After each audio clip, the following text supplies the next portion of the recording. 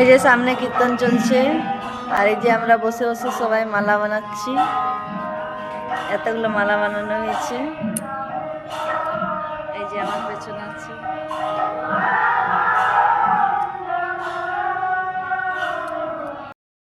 ষাটটা রকম মালা বানানো হয়েছে।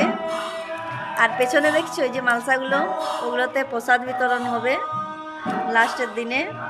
ওই যে এখানে রাখা আছে সব।